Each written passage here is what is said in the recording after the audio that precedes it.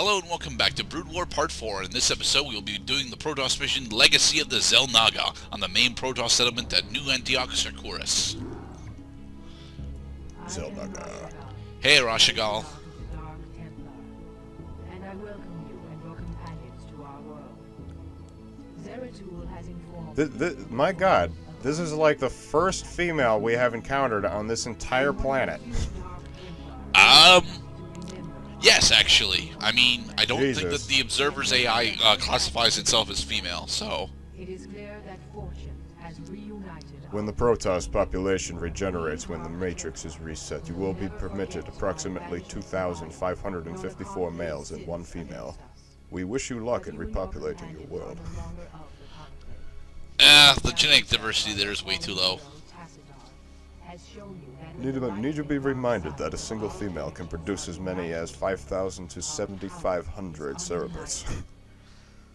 Not for the Zerg, not for the Protoss. Unlike any enemy the Protoss had ever known. You speak the truth, Judicator. And yet, there lies a dormant power here that can help us to scour the Zerg from Shakuris forever.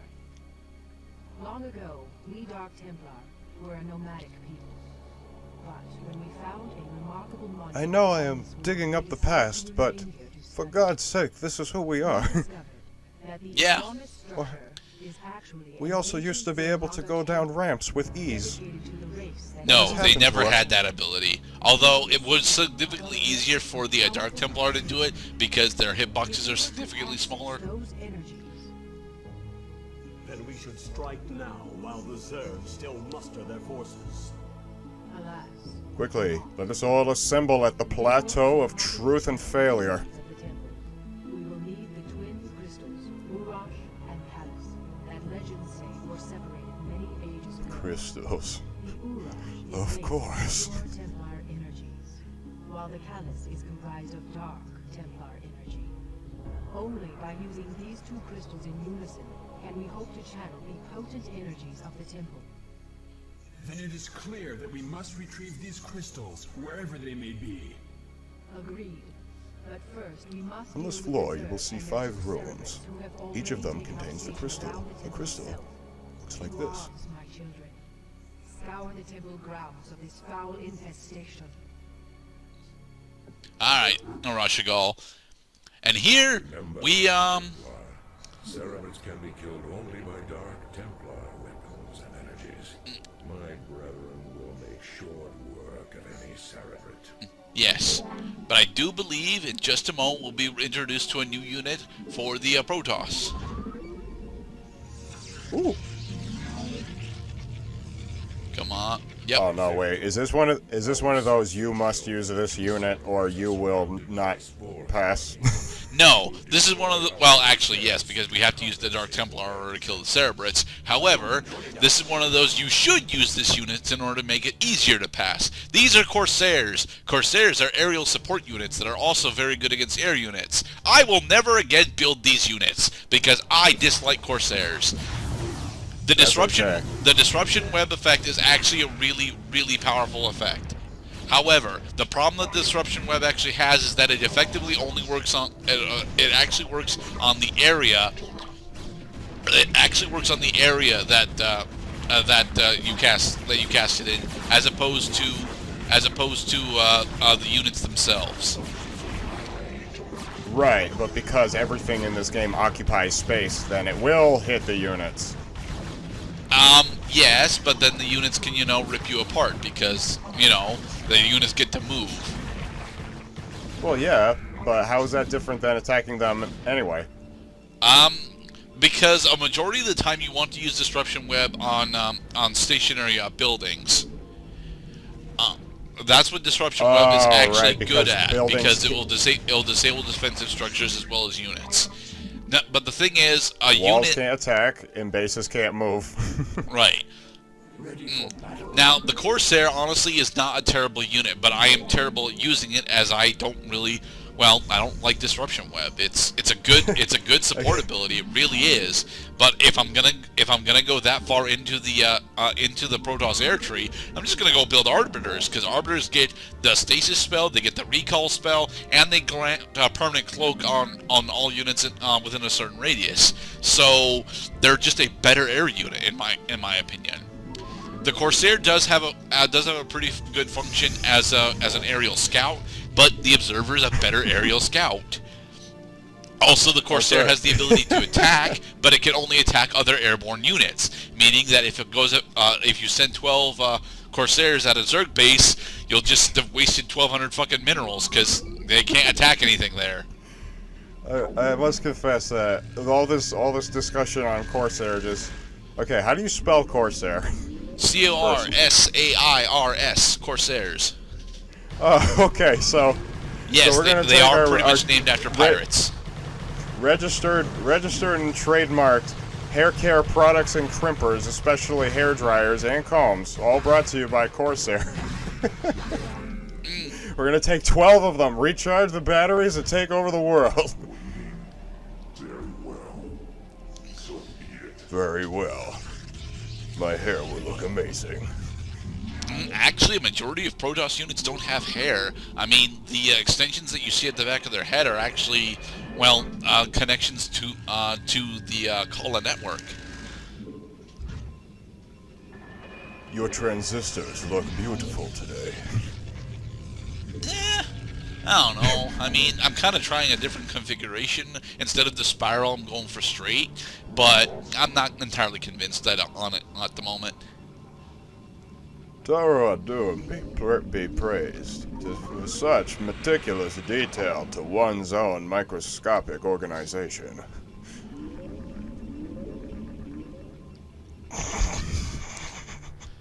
You may notice that we're not actually bringing our Dragoons down. It's partially because, well, this was me mostly going through the Brood War campaign blinded, so I don't really remember if there's any units in between where the Dragoons and Corsairs are in our base. There probably are, but, well, I wasn't sure, so I didn't bother to scout it.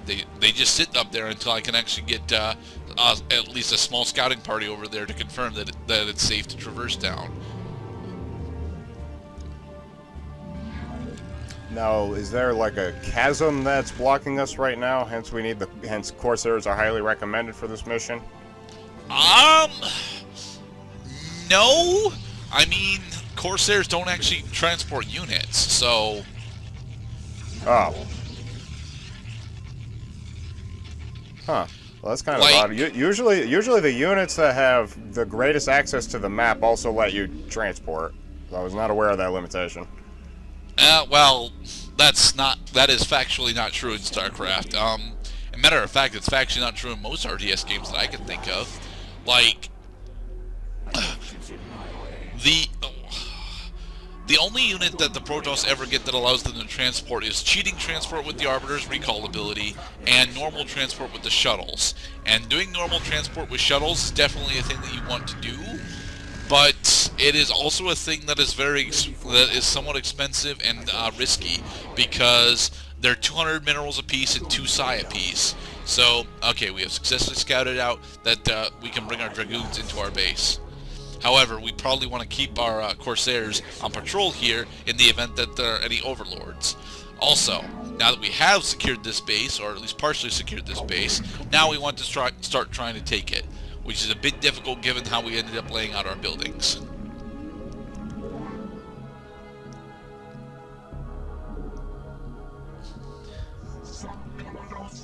Hey, you there. Do stuff. I'm just putting the Dragoons on patrol. Well, only 2 of them? Yeah, well, that's all that survived that initial engagement because of my terrible micromanaging.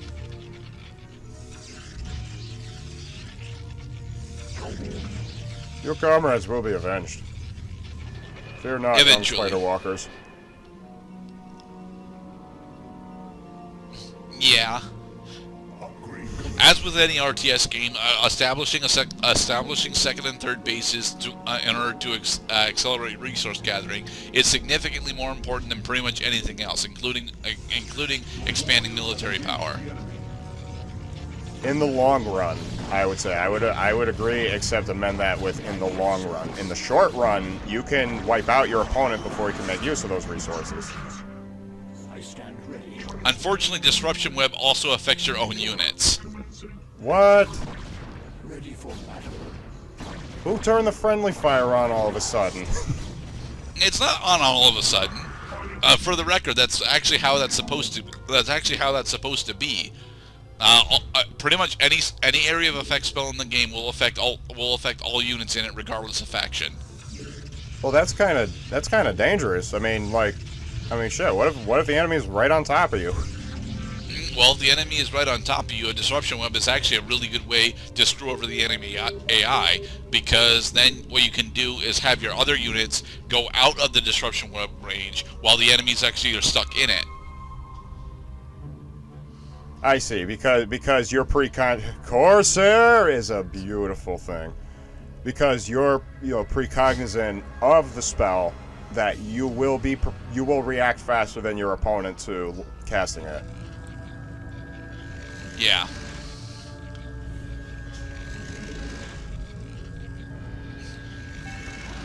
Okay, so Alright, there's our second first base. observer.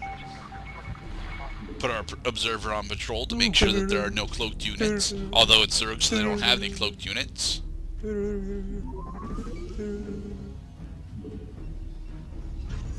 Oh, he's kind of cute. Probes are okay. They're like little airplanes. Wee. Wee. Yeah.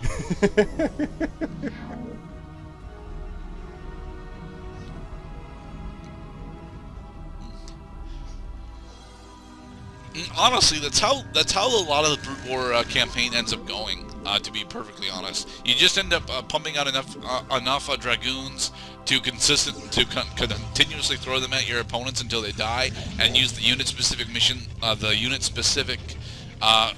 victory condition that they want you to use towards the tail end. Right. It's 90% defense, 10% offense.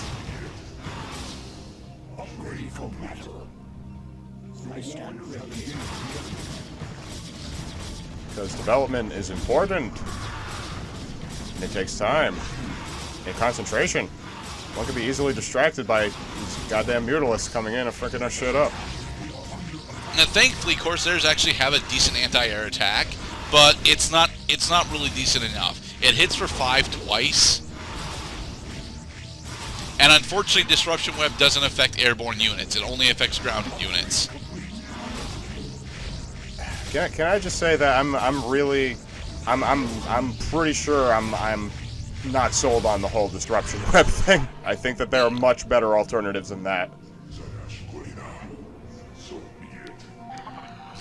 For example, probably just a massive Dragoons.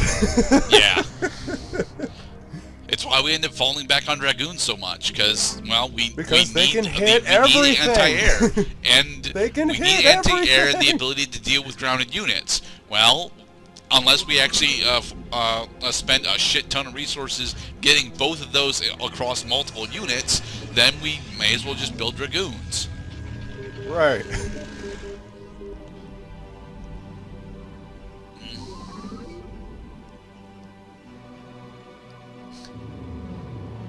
It's alright, Gerdat. I found in my experience that I've had to cut out a lot of shit during my Corsair decided to my Corsair decided to chase an Overlord into the enemy base. Well, now we know where the enemy base is, and meanwhile, now we know where our base once was. No, our base is fine. We have some DTs. We have Corsairs. Away. Corsairs, stop Away chasing with the you. goddamn Overlords.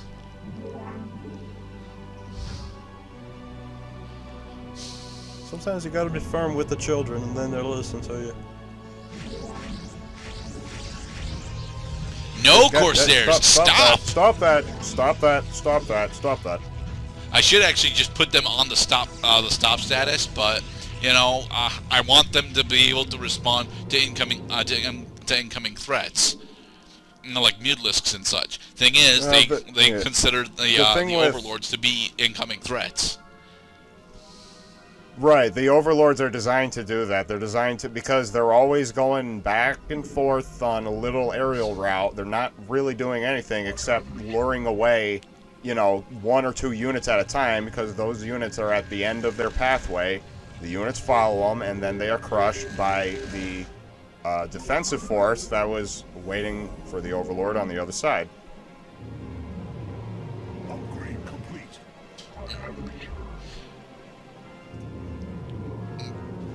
Warriors have engaged the enemy. Well, we're wealthy in Vespane, but we need more minerals. Yeah, and unfortunately, this probe is blocked off. A lot of by our something. scouts died, yeah. Oh, fuck. Now it's no longer blocked. I see. No, who's Mr. Green? I'm going this way. Where's he going? Yeah, he's going to help. Yes. And the next part, landing parties. Be safe, everybody. Woo.